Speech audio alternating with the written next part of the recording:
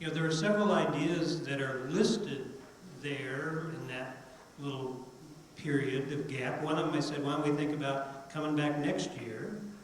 Also, I had listed Christine's idea. Christine's been wanting to plan and has planned once in the past a big water festival that we could have in the summer. Bud's shaking his head. And Mike and the Ikes have this wonderful facility down in Waterworks Park. Right? This isn't the best time of the year, perhaps, to bring together all of nature's advocates. But couldn't you see a couple thousand people come together around paddling and biking and hiking and everything that we do in that wonderful facility? It doesn't happen by itself, right? It doesn't happen with one person necessarily putting it together. It takes a coalition of organizations. I think maybe I put in there one of the ideas that I threw out was, I went to the state fair and I thought, you know, I'm going to go to the state fair and put on my nature hat and kind of see what I find at the fair that deals with Iowa nature. Well, you walk in the front door, and of course there's this wonderful DNR facility that I've been going to ever since I was a kid, and you're looking at the fish, and you're touching the fur, and you're signing up for the Outside magazine. And then you walk around to the rest of the state fair, and you don't see a whole lot of nature, right? I mean, you see the Farm Bureau, and all the stories they're spinning about, right, what's good happening in agriculture. There's no nature pavilion, right? There's no joint nature tent where all of the organizations are there and have a display like we had across the hall. There's something that people could think about. There's 1 million people go there. And couldn't you reach them with some of your messages? Maybe not everyone's going to want to come learn about prairie or learn about nature-based education, but a lot of people would. So there are things that we can do, and these are some of the ideas that you identified as well. You know, we didn't necessarily want to come up with a list of 6 things and have you put dots on it and say that these are the things that we somehow have committed to walking out of this, right? You're not kind of creating a political organization. We already have a political organization. You all vote, right? You are a political organization, and all of your organizations are. Now, on the inside cover, you'll find these 5 nature principles. So I thought, well, okay, I've been writing about this stuff, and I wrote down, it's on the inside back cover. Well, there ought to be some, at least shared statements that we could not necessarily endorse, right? That we're not going to wordsmith them or take a 3-2 vote.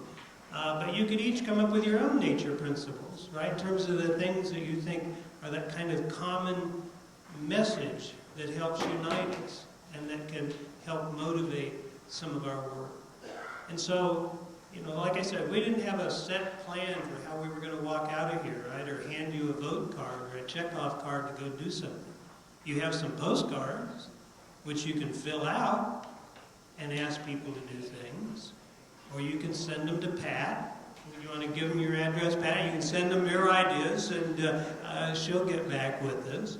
And so, you know, it's an opportunity for you folks to share. We've got more time. We're not trying to hold you here. You can leave if you want to. And let me tell you 2 things before you do leave, because I'll probably forget these otherwise. You can take the flowers that are on your table. Don't take the vase, because we're going to collect the vases. Your hand may get wet. But when you leave, if you want to grab a bouquet, take a bouquet with you. And you can also grab one of the posters. We don't need 250 of those posters sitting in my office, or what used to be my office.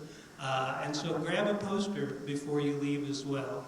And you can leave whenever you want to, but we hope you only leave when you feel like you've learned or said what you want to say. And so Dr. Rosberg's going to help provide us some words of wisdom at this point. Well, here's a suggestion, maybe a way to wrap up and finish. How about letting us out here, maybe those who want to suggest actually something we can do, an action item that we can put on our list to do. And I'll start, I guess, start this off. I heard this morning 2 people on the legislative breakfast panel say that Iowa feeds the world. It's our duty to feed the world. That's their mantra.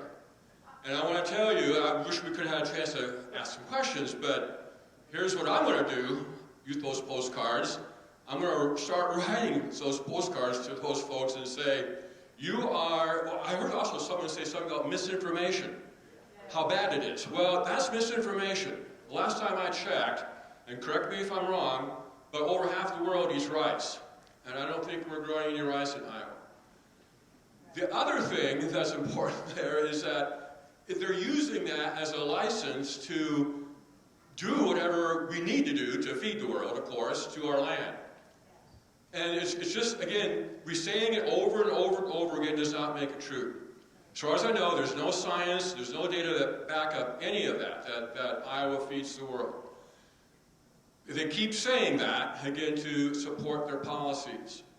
Even if that were even remotely true, which it isn't, but let's just pretend it was true, then we could say, it's not our responsibility to feed the world, people. It's not our responsibility to use up our land, lose our biodiversity, ruin our waters, destroy our soil, to feed the world. That's not our responsibility. So that is a big problem I see, is because they just keep saying that over and over again. Okay, I'm Sue Wilkinson with the Iowa Wildlife Federation, and I hope I'm not speaking out of turn here because I told Jay last night I wanted to say this. I'm the person who brought School of the Wild to the Iowa Wildlife Federation for support. I'm familiar with the program, loved the program, knew how worthwhile it was. You heard Jay say yesterday that IWF provided the support last year so that schools would not have to be charged a per student fee for School of the Wild. Folks, it wasn't that much money. It was $40,000. To us, that was a lot of money, but if the groups here today would each chip in $2,000 or $3,000, we could all support School of the Wild. And it wouldn't be much of a hardship for most of our organizations. So I propose we do that. We talked about working together. What's a better thing to support than kids outdoors learning? Yay. One thing that I'd like to add to that is there's a way that we can all help with getting more kids involved through School of the Wild and bring them into our community, and also bring in the business community. And one of the ways that IWF has created a funding mechanism is through our Business Alliance. So if there's businesses in your communities that you know are interested in helping with education for students or conservation work or something like that, send them to the IWF website so we can talk with them and we can help School of the Wild. Yes, I'd like to see a legislative agenda maybe that comes out of this. I would fully support what Professor Hamilton was saying about funding REAP. Some bullet points, I would go along with basically everything you said in your speech. Funding School of the Wild, but making those legislative points that we can all coalesce behind and advocate for in a more official sense in the year going forward. And I think one of the things we're looking for too is what commitments are you going to make? So, Tim? Thank you. I will. You heard the legislator this morning say and challenge us to speak up. Here's your chance. Everybody's got one of these in their pocket. Put on your calendar. January 8th is the opening day of the 2024 legislative session. Call your state senator, state representative, fund the original I Will now. That's all you got to do. Everybody does it. That's it. Thanks. I might add to that. I would like someone to match my challenge here, which is I took my state senator to coffee. And my state senator is Brad Zahn, who is not normally amenable to all of our issues, but one-on-one, I at least got a commitment from him that when I find out about some of the really icky legislation that is likely to come forward, as it always does, that I am to give him an alert and let him know about it, and he's going to try and help me follow it, and maybe even push back on it, because he's not that bad on public lands, surprisingly. It's just that he's paid little to no attention. I'm going to commit to taking him out to coffee again. And I would like each and every one of you in this room to take your legislator to coffee. And if you don't want to do the state legislator, take a city council person or take a county rep. Do something where you're interacting with them when they're back in the district, when they're in their own turf and in your turf, because that's where you really can have a greater influence. So I'm Chris Henning from Greene County, and I'm pretty involved in politics up there. And one of the things that we were told just recently was to push back when we hear things like this morning that there isn't any money. There isn't any money. There isn't any money. How many times have we heard that? That we're sitting, the governor is sitting on a $2 billion on a surplus. It's a matter of allocating to our request for resources, to our request to fund resources. And every time somebody says to us, there isn't any money, you say, what about the money in the surplus? We can use it for education, we can use it for women's rights, we can use it for natural resources, and we need to say it. I want to also share another piece of misinformation you heard up here this morning. Senator Kokler said, I don't want to give a $400 million blank check to the DNR. I've never heard I Will described as raising $400 million in a year. But clearly somebody has planted that idea that that's the amount of money that it generates every year. Right? We may not know exactly how much it generates, but it's probably closer to 200 or maybe 220, but it certainly isn't 400. And so people need to call folks out when they say, where did you get that number? You know, who's telling you that? That was the value of having her here. Yeah. Thank you, Anna, for bringing her here and for setting her straight. Okay, I'd like to switch a little bit and talk about, instead of, I mean, we need to get our legislators to do what we want them to do. We need to run for the legislature. We now have a trifecta that is totally killing us. And we need to run, and I will commit myself. I've run for school board, I've run for board of supervisors, I've run for Secretary of Agriculture, and I've run for, what was the last one? House of Representatives. I've lost them all, but I know how to run a campaign. And I commit myself to helping anyone who wants to run. I think it's really important. We have to contest every race. So many people go up there uncontested, you know. So I'll do that. So that kind of is what I've been thinking. You know, people won't vote Republican, they won't vote Democrat, but they might vote Iowa Independent. So you just say, hey, I'm running as an independent Iowan. I'm not affiliated with either one of the parties. This is what we need to do, and I think people would listen. I know I have Trump friends who've listened to me when I said that. They said, yes, I would do that. So maybe independent Iowans running instead. Or nature Iowans.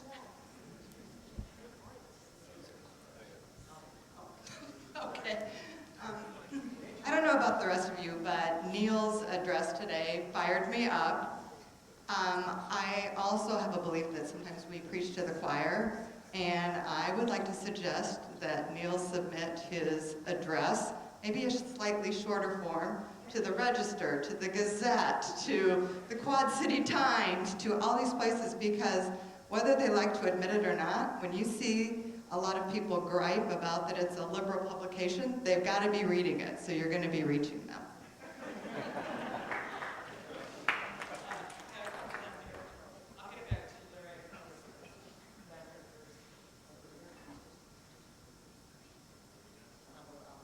All right.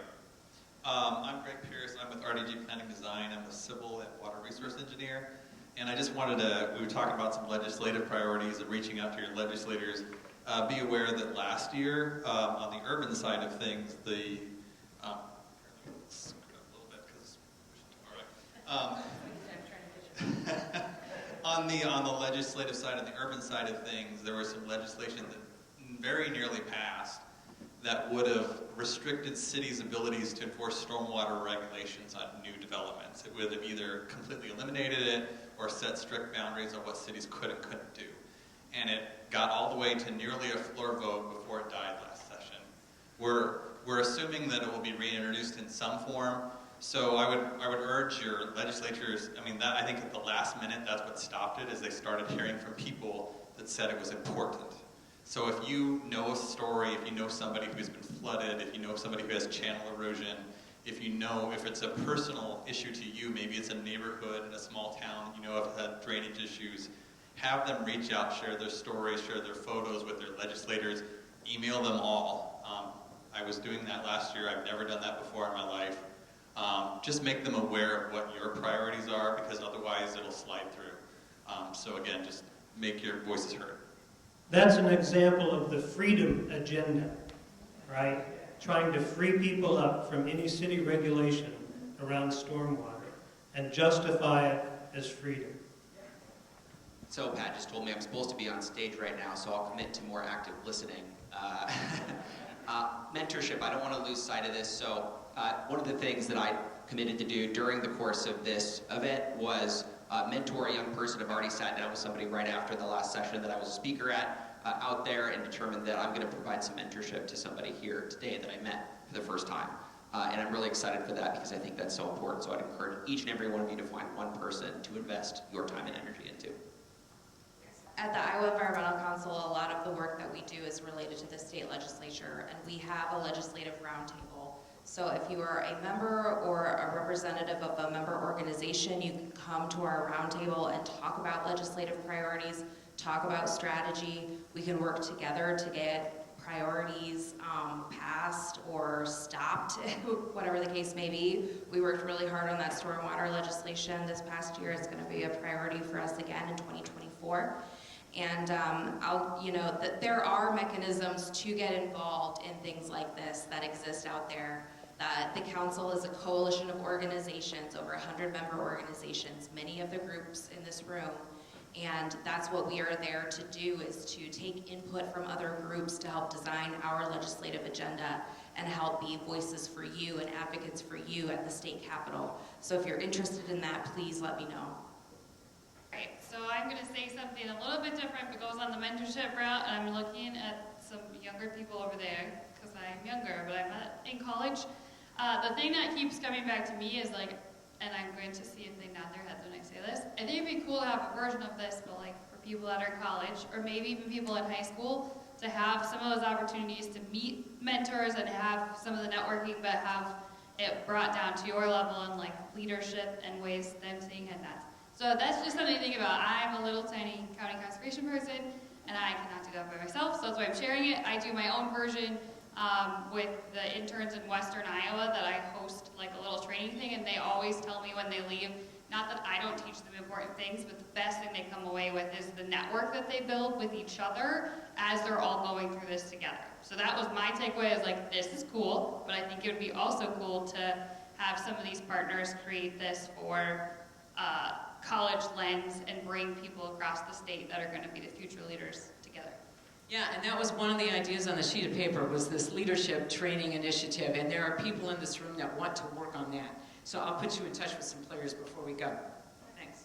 Yeah, hi, I'm Stephanie Oppel. I'm the new executive director of ICON, and I'm so glad to be here. So I'm very new to this community. So I came from higher education. And so one of the things that I want to commit to relates to that work. So I served as the director of work-based learning at Des Moines Area Community College.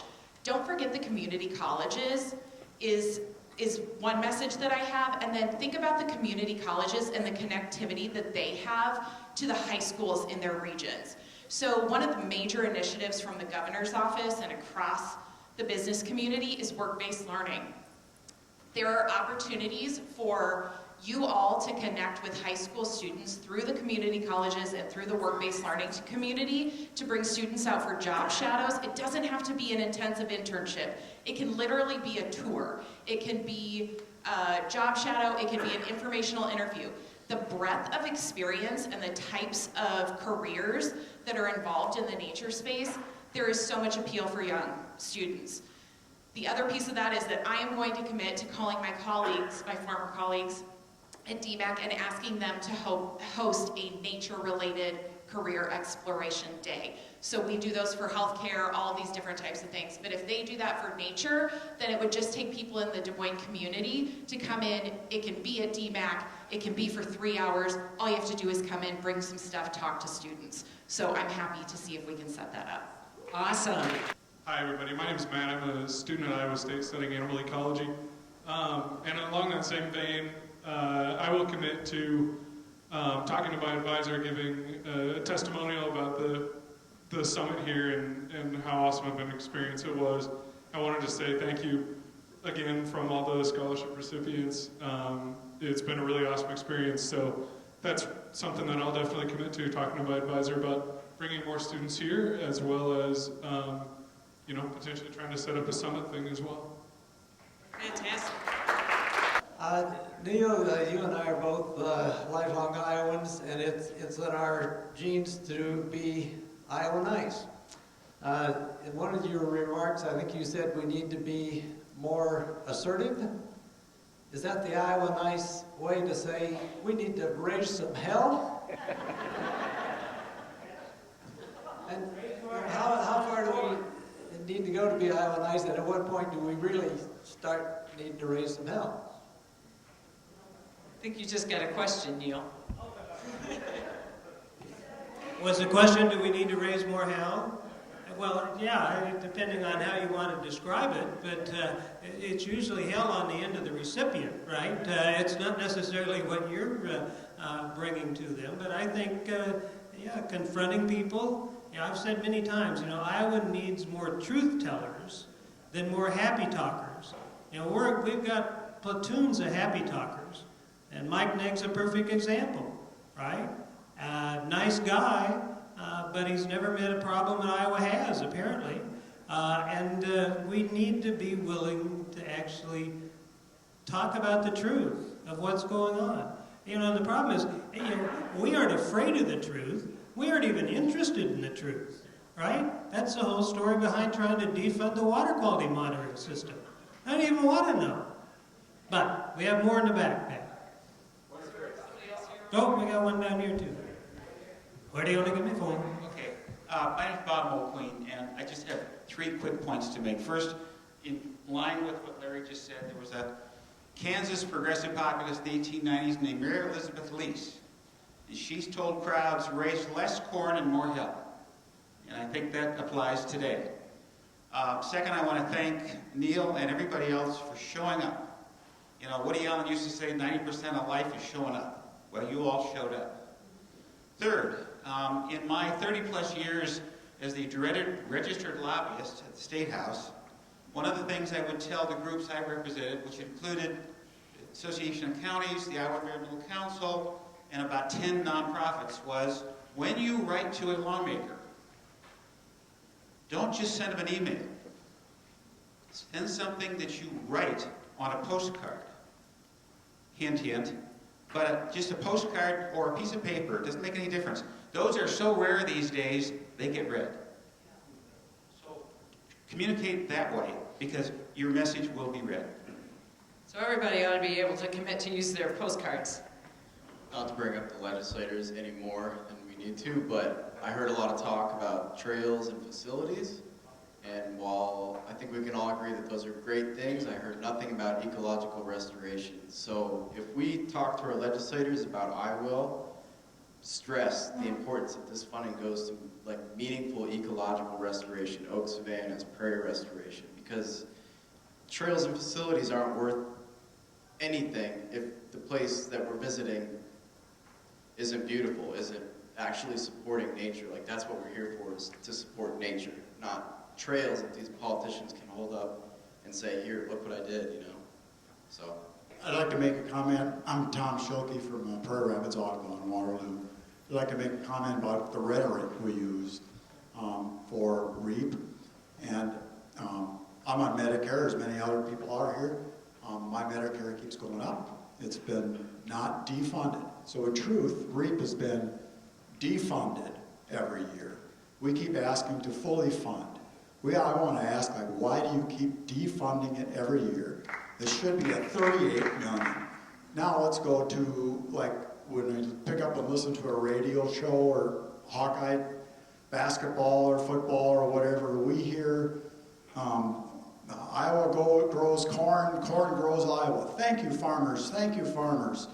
We learned tourism grows Iowa. Thank you, County Conservation. Thank you, DNR. We hear the rhetoric about you're taking our guns away, you're taking our rights away, they've been taking our why do you keep taking DNR staff away for years? We have game wardens that still aren't in place. We haven't put back people they've taken away from us in the last few years for budget changes. So I think we should take another look at how we say things.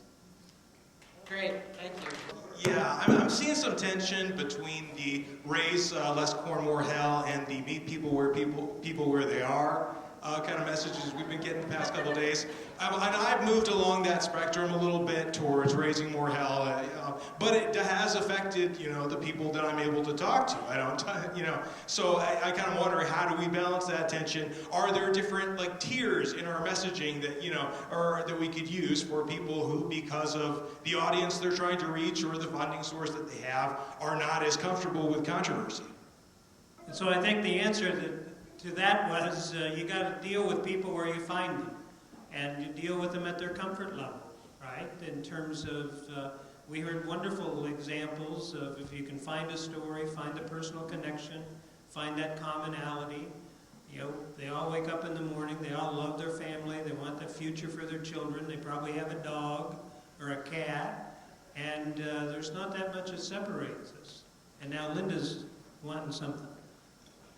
I just want to get on my soapbox here. I heard all the tables out here talking about the importance of education in what we want to do as the way we go forward. And I heard legislators up here touting the excellence of Iowa public education as a selling point as they're in the process of defunding and gutting public education in Iowa. We need to push back on that and tell them when they're wrong.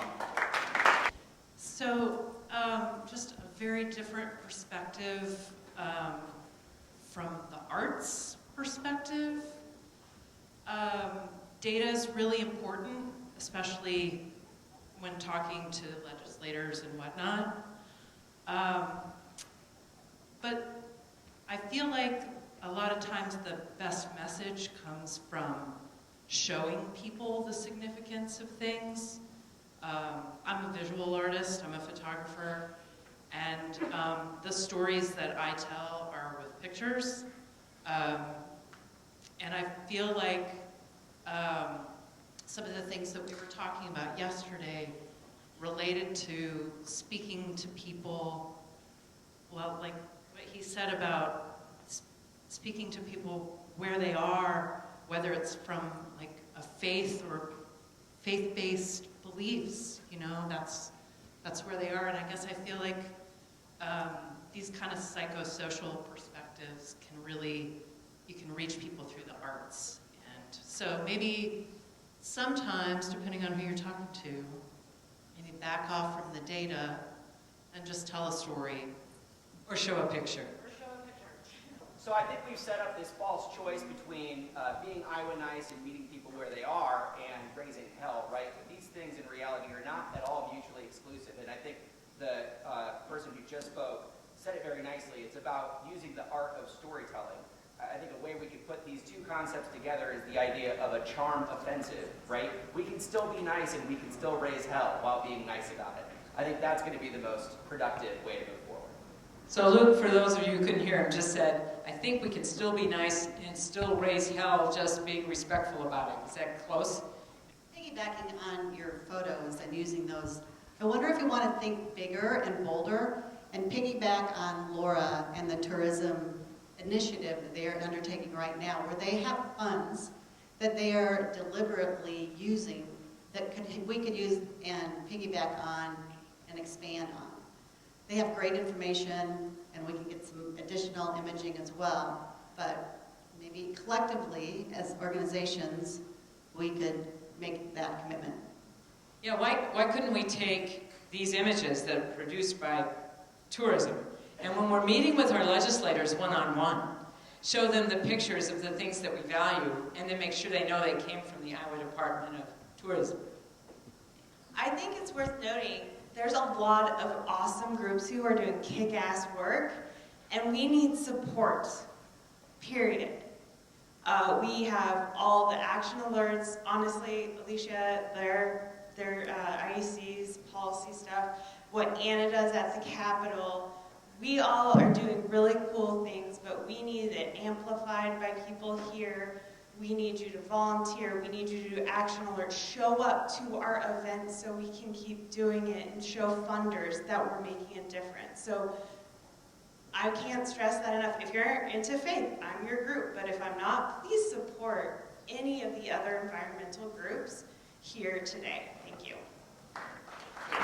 And that does go back to a little bit of what was in those cards, which is people really want to have a more consistent way of understanding what all the different groups are doing. And that was something, Neil, you talked about early on. You might not recall, but it was one of your ideas. So I think we want to look at that idea of making sure we know what each other's doing. And then I'll let Chris. So I talked a minute ago about politics. For just a second, I'm going to talk about farming and visiting a farm. And maybe you could quick do this and say, I've never been on a farm in Iowa. Just raise your hand. Are there any of you?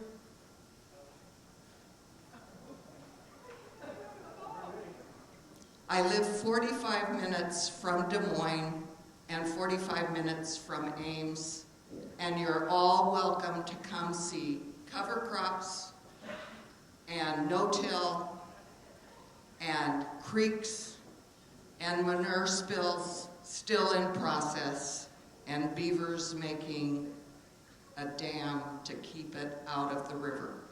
I'd be happy to show any of you, whether you've been on a farm before or whether you want to be on a farm or whether you don't even care about farmers, come and see us up by Squirrel Hollow near Jefferson, Iowa. Chris, I'm in the book. She's one of the nature farmers, champions. Thanks, Chris. One thing I know with you and many conferences that I've been going to the past 3 years, that it's mostly white people here. Do 2 people of color that I've seen so far here at this conference, which is really good because I've been through some with 0. I think the big thing that we have mentioned is equity, racial equity. We have mentioned indigenous people. We need to get more diversity here because I'm European. This is not my land. This has never been my land. We need to bring people who are from here, people of other color besides white, here at these meetings, these conferences, these talks. No, that's a really good point. It's probably something we've got to do more about getting people to where they are. If we can get every registered Democrat to actually vote, and every Republican that has an environmental bone in their body, we can change this administration. We can change the legislature. We can change the governorship. So please work at your precinct level in your neighborhood with your whatever. We've got the Northwest Area Democrats, and I've got Precinct 12. We need to get out there and get out the vote, and we can do it. I'm Nancy Forrest, and I'm a lifelong educator, so education is very dear to me. All of us can show up. We can volunteer to 4-H clubs, Cub Scouts, youth groups, senior centers. We can show up, be available to speak, be available to mentor, be available to invite people to our land if we have land. All of those things are things we can do, but showing up in person, face to face, is really hard to beat, and I'm going to commit to doing so. Hi, Marlene Earsman here. I just wanted to, I'm getting overwhelmed with lots more ideas and information and things, and so what I'm going to do is just stop my brain for a minute and commit to actually writing a couple of postcards. I'm going to do that. We're going to have coffee with our legislators, It was my husband's idea, so we're going to do that together. And then I am going to commit to having my board member, my board president's here, so he'll hopefully agree that Iowa Wildlife Center will commit to having a festival out on Wildway where we can combine storytelling and art and science to talk about a lot of the concepts that we've learned about here. I don't know about you, but I was really alarmed by those high cancer rates that are probably related to the nitrates in water. I like the idea of reaching out to other health organizations like the Iowa Nurses Association, Physicians for Social Responsibility, and I think we need to draw that connection, and especially with the guy on the, I think he was a rep, that was a doctor on the board. He seemed to be on our side. Dr. Bates, yes, absolutely, Dr. Bates. So I just want to say that as an educator, you know, I hear a lot of things about education and mentorship and action and doing the work. You know, one of the things that is the reason why we created the Community Academy is to try to change that narrative. If you are mentoring or doing education, and then you're doing something different when you are doing the action, changing the policy, fixing, you know, restoring prairie, then I think you're doing it wrong, right? So you need to combine those two things. You need to take young people and you need to do those things with them at the same time. And every time you're doing something, I want you to think, this is what the Community Academy does, right? I want you to think, why aren't young people with me right now? Right? Why aren't I engaging them with me and we're doing the work together? Because that is education. That's true education and that's true mentoring. And that will change things. And so when we began this process over a year ago of working towards a nature summit, I had no idea exactly what it would look like or how many of you would be here, but the idea grew over time. And it created a couple things that I didn't necessarily expect that we might have created. If you've been to the website, iowanature.org, as we added organizations that came on to be sponsors, we ended up with a live interactive list of almost 70 organizations that are all live linked back to those organizations.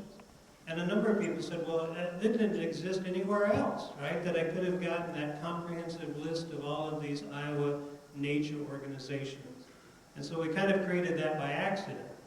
One of the things I had this vision of us having was going to be a tally board where all the organizations would come in and say, this is what we're committing to. We're committing to so many thousand more acres, so many, right, 10% more. Well, we didn't do that. Maybe we can have a tally board for next year. But it's wonderful as you people went around the room, so many of you saying, well, this is what I'm going to commit to do. And whether it's Marlene having a field day, or Chris letting folks come out to her farm, or Luke saying he's willing to mentor somebody, we each have an opportunity to make that type of commitment. And your organization has an opportunity to. Right? At one time I thought, well, maybe we could have a commitment where we said we'd do 10% more for nature. Right? We're all working hard, but what if we boost ourselves up another 10%? Whatever it is you're doing, right? So that we could come back in a year and say, this is the additionality we ended. Well, it's all, like I said earlier, kind of up to you what you take away from this meeting and the things that you commit to do. Linda earlier had asked, wouldn't it be wonderful if we had an opportunity to have the names of the registrants? Well, we didn't provide a registrants list with all the emails because we really hadn't asked you for your permission to release that type of information, and you don't necessarily want to be inundated. Maybe in one of the surveys, and I'm sure we're going to survey you about your ideas and your reactions, we'll ask you whether or not you wouldn't mind having your name released so that then we could have this kind of list of kind of who was here and how you could go about reaching out for them. And so there's a number of ways that we can do that. But we've asked Joe McGovern to provide some closing comments and some wrap-up thoughts for this session. Before we do that, I want to thank Pat and Christine and Luke and Ryan for all the work that they helped provide. And so Joe, tell us what you want us to know. Here's a mic that works. That works. I've got good news. No, I'm just kidding. I do have a follow-up question. Do you remember this morning when John Wills asked if you had contacted him? And there was only like 3 hands that went up. I think How many of you have contacted your legislators? Was I missing? Okay.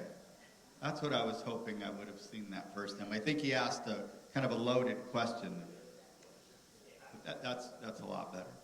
Well, I don't know that there's much I can say in many ways that hasn't been said way better. Don't.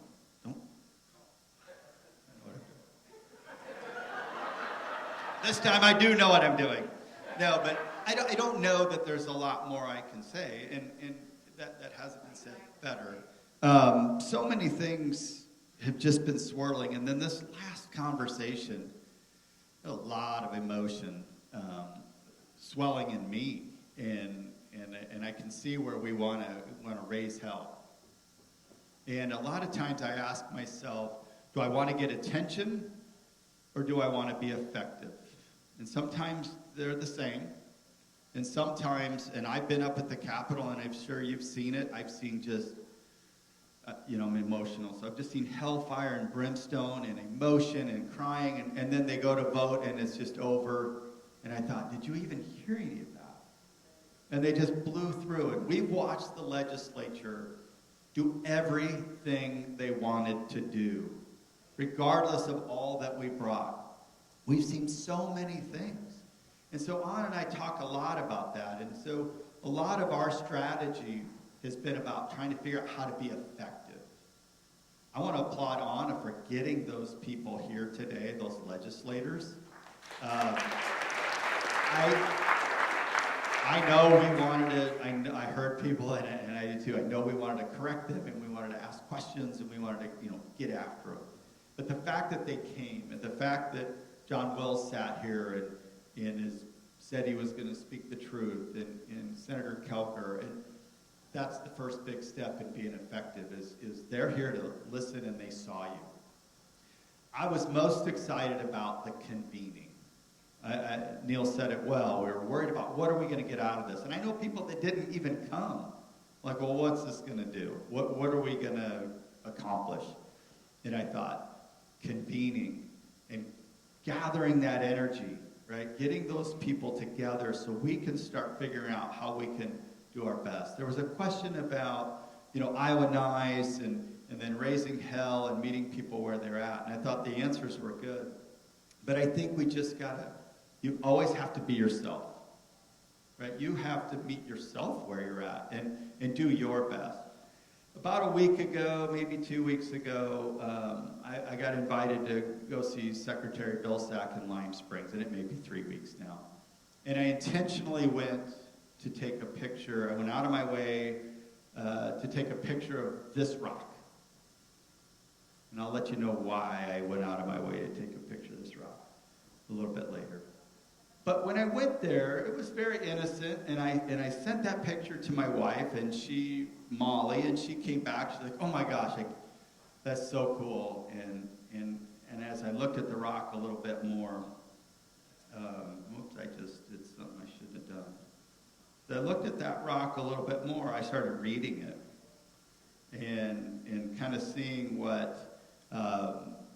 See if I can get down there. And this was Ada Hayden Prairie, place I'd been. And then I looked at that, and you can't quite read this one. Let's see if I get down. That is not moving. So what I saw on that rock was 1966, and I thought, well, Ada Hayden Prairie was done way before that, wasn't it? It was like, so I did a little research, which we can all do. Thank you very much. And it was actually dedicated it was actually protected in 1950. And Ada Hayden, one of our heroes of conservation, at a time when it was very challenging, preserved that prairie. But then I started thinking about what does that really mean? And I also always thought about it was a lot easier then, right? It's a lot harder today to protect land. I really started rethinking that. I thought about, here's a woman in science at a time when that was not real popular. Here was an era in the 1950s when all of our prairies were being plowed. A lot of prairies were plowed in the 50s and 60s and 70s. It wasn't that picture of the one person behind a horse and a plow, right? wasn't in the late 1800s. A lot was lost then. And it would have been easy for the landowner, whoever owned this land, if you will, to just kind of do everything that their neighbors were doing. This is the largest black soil prairie, largest prairie outside of the Luss Hills. And I really just started thinking more deeply about that. And just how everything we have today of nature is because of a decision that was either made or not made, an action or an inaction. This is here because somebody didn't act, right? They didn't plow it the year before. They didn't do what their neighbors were doing. And if you really think about prairie, I use that as a kind of an analogy. This thing's been doing what it's been doing for thousands of years, tens of thousands of years. So it didn't know any difference. The day before it was preserved was just like the day before. But somebody made a decision. And this one was bought by the Iowa Conservation Commission, bought by our public. And then it was dedicated as a natural landmark in 1966 and then donated as a preserve. And you get this. This is why I took that picture and sent it to my wife. 20 years prior, I was celebrating something that one of my heroes, Mark Ackelson, made happen, the Heritage Edition to Effigy Mounds. And my wife, Molly, and I drove out to Ada Hayden because we wanted to see it, and it was a hero of hers. And I set my son up on this rock. If you put my son on this now, he would probably cover the whole thing. He's about 6'5". But that's what I was kind of saying, meet yourself where you're at. What motivates you? How are you going to treat people, and how are you going to interact with people? If you're fired up, if you're in an organization that wants to kind of light it up, I appreciate that. And I don't criticize organizations that go that route, nor do the ones who maybe take a different approach. But what motivates you? It made me think about Aldo Leopold's quote. I'm not a big quote user. I love them, but a thing is right when it tends to preserve the integrity, stability, and beauty of the biotic community. It is wrong when it tends to do otherwise. What I'm kind of getting out of that, though, is we want to do the right thing. I think we all know what that is, or when we know it, we can do that, right? There was another quote, I'm not going to try to butcher it, but doing the right thing is easy. Figuring out what it is the hard part. We know what the right thing is, and we can go that route. Another quote that this came out of a whole different thing. We've been working on diversity, equity, and inclusion, and justice and access at INHF, really looking at ourselves. And we were meeting with a young man in the Land Trust Alliance, and he quoted this, and I thought, he was talking about it in a social context. So it's made me think about who is not in this room. There's a whole group, a lot of groups that should be in this room, and that's something we can do. So when he said, do your best until you know better, once you know better, do better. I kind of shortened it because I think a little simpler. I said, do your best until you know better, and then do that. I think one of the things we can do better here is including other people, in particular our indigenous friends, our indigenous cultures. They definitely have a voice. If you go back to that prairie, that's heritage for them. That was home for long, long before anything was ever thinking about being plowed. So let's put these together. Maya Angelou and Aldo Leopold, kind of the big mashup. Let's do what's right. Let's do our best to do what's right until we know better. Let's understand that we're all doing our best. And in that context, if you're going to fight, please fight the one who's against us. Please don't fight this way. Please don't, I think it would be, we've mentioned it, a group, I think it would be to Farm Bureau's delight to see us fight amongst each other. I think they would just sit back there and go, mission accomplished. They're now fighting amongst themselves. They're criticizing each other. We'll just kind of keep throwing little grenades in there and watch them fight. We need to be galvanized. We know that. Each and every one of you, be yourselves. Fight the way you feel comfortable fighting. Show up. Don't let up. All of those things. Again, it's hard for me to say what hasn't been said, but I know we can do our best. I look out here, and I know you're doing your best. And I know personally I can do better. I know our organization can do better, and we're going to work hard at that. So I thank you so much for being here. So much for being here, showing up. It's been a long 2 days. No question. Those of you who stayed last night and got to see the heroes and were here the first thing in the morning, thank you for that. Thank you for taking the time to be here. We're looking forward to the next one already, but I'm more looking forward to all the energy that you're going to take out into the world.